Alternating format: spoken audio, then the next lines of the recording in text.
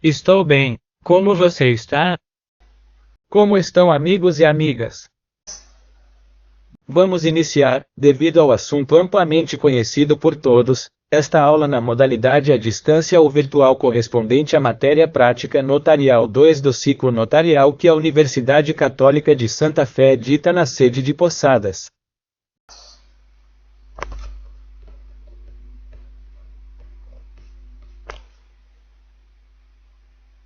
Como veremos a seguir, o tema ou bloco temático escolhido para iniciar é o referente ao regime patrimonial do casamento e união estável.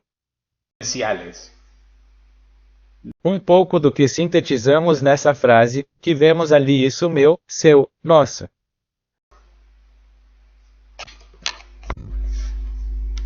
Bem, qual será o método a seguir no desenvolvimento deste bloco temático?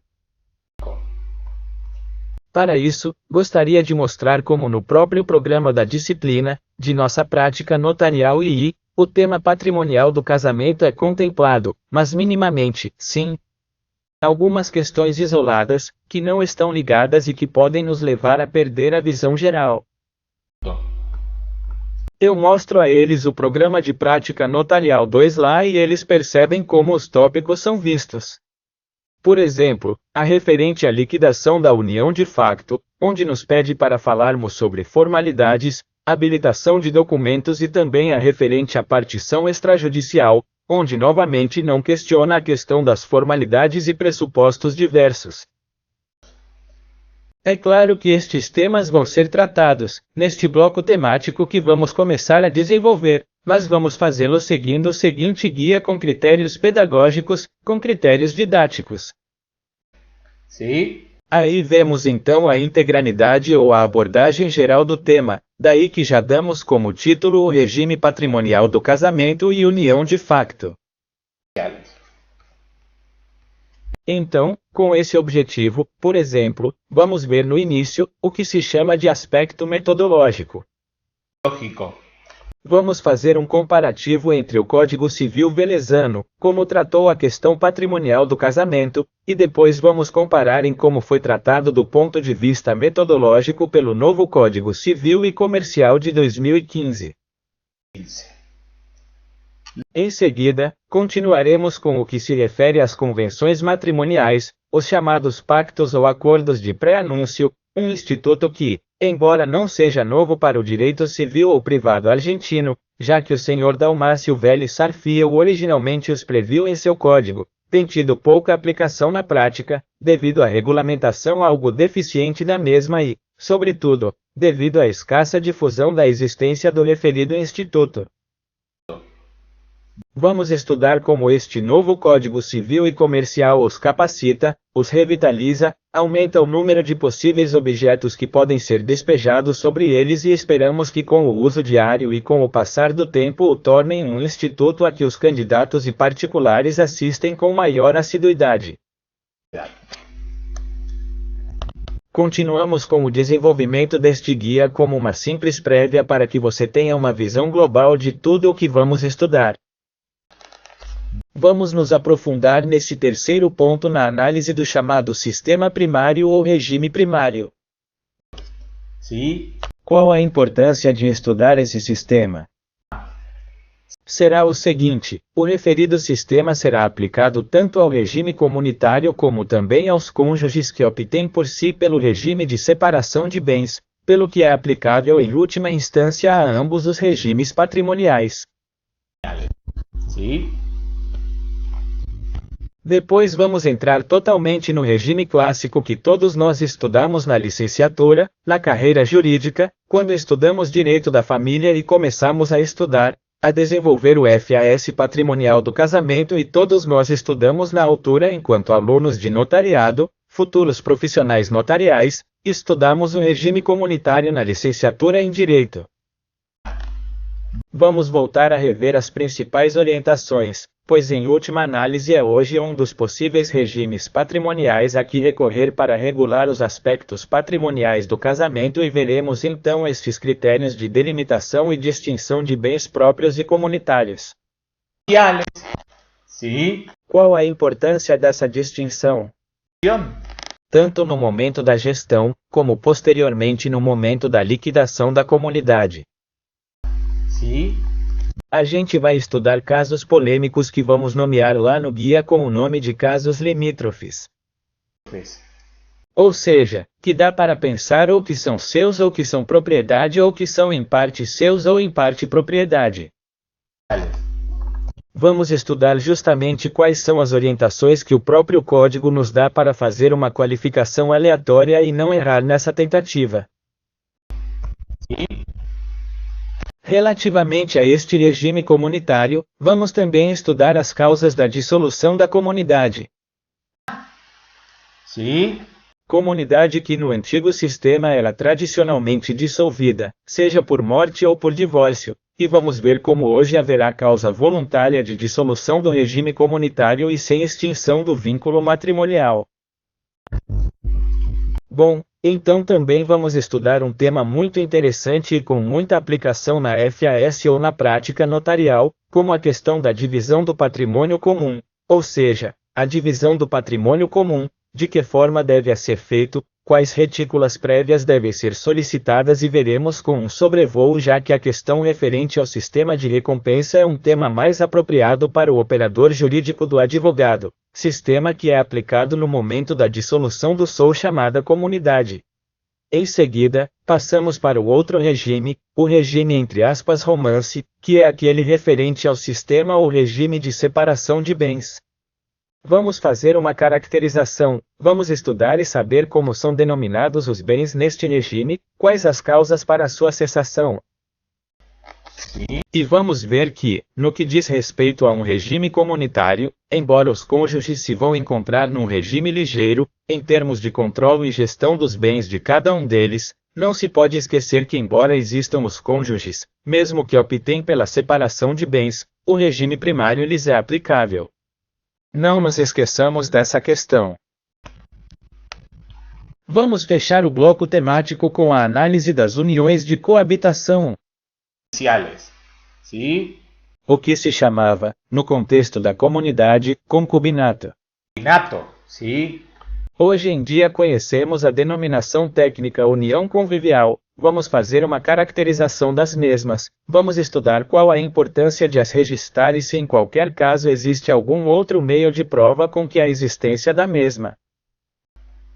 Veremos também o que se refere aos chamados pactos de convivência, que estão previstos na legislação, e veremos se eles realmente podem ter importância prática cotidiana ou não.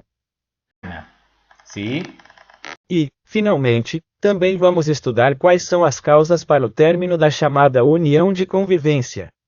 Bem, nessa inteligência, vamos então começar a desenvolver o que é referido como o primeiro tópico que antecipamos no guia, foi a questão metodológica de fazer essa comparação entre o Código Veles e o Código Civil e Comercial vigente desde agosto de 2015.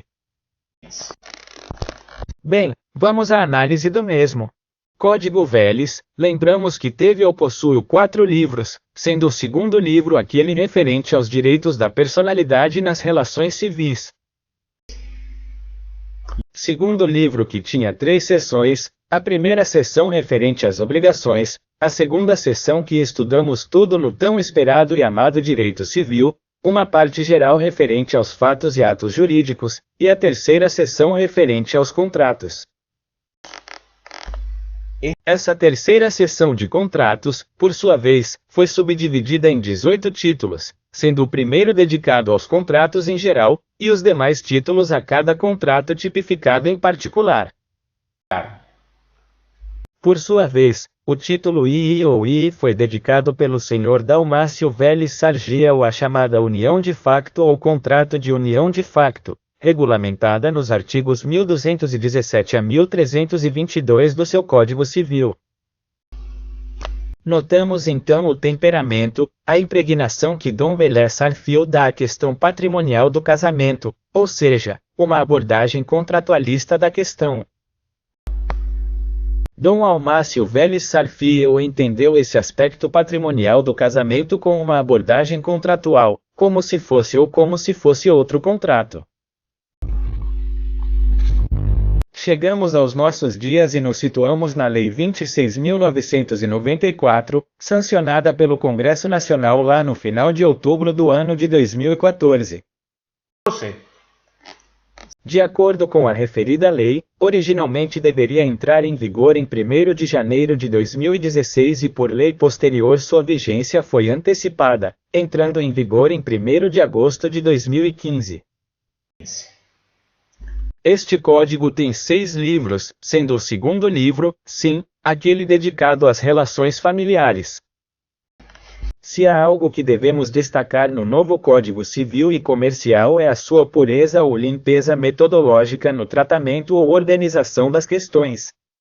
Veja como é prolixo na hora de subdividir os títulos daquele segundo livro sobre relações familiares, e verificamos que então o referido livro tem 8 títulos, sendo 2 deles os que nos interessam em particular para o bloco que pretendemos desenvolver.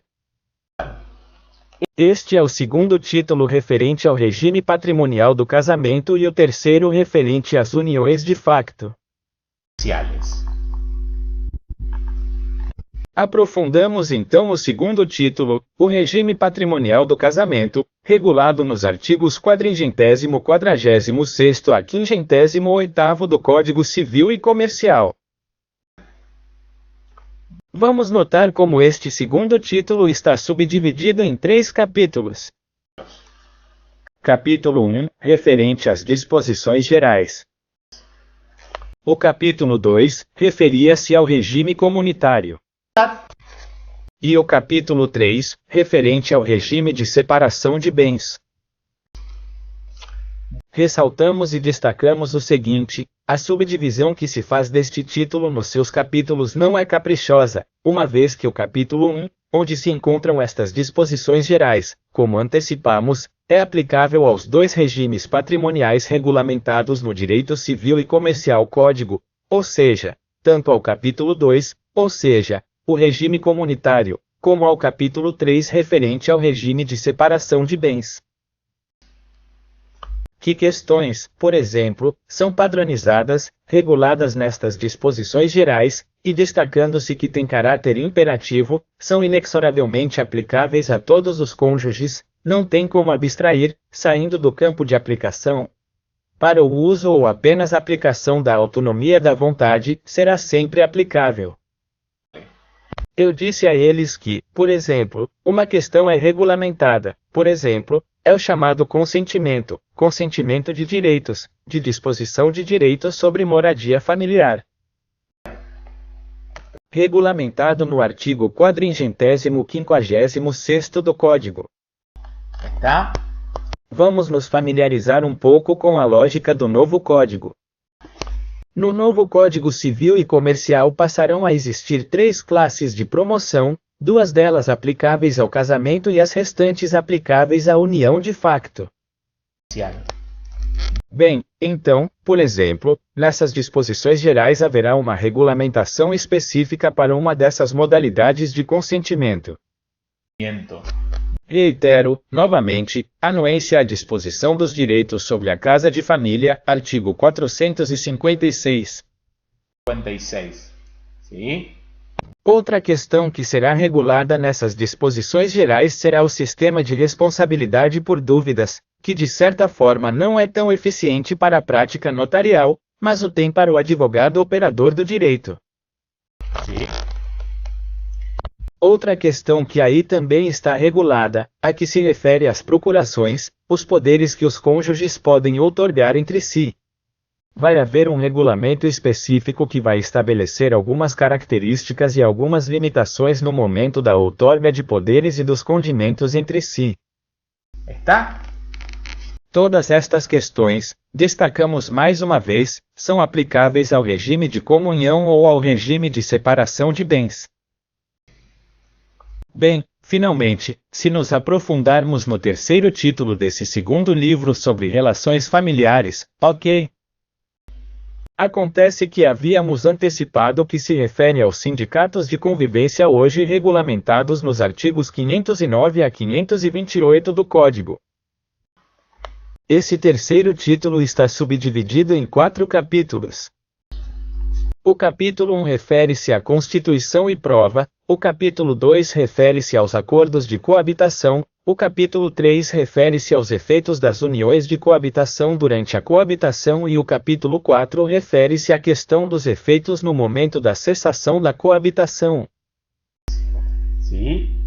Destacamos e antecipamos de certa forma o que vamos aprofundar mais adiante em matéria de coabitação, por exemplo, em determinado caso e em determinado requisito, será exigida a concessão de um tipo ou classe de consentimento dentro do mundo ou prática notarial.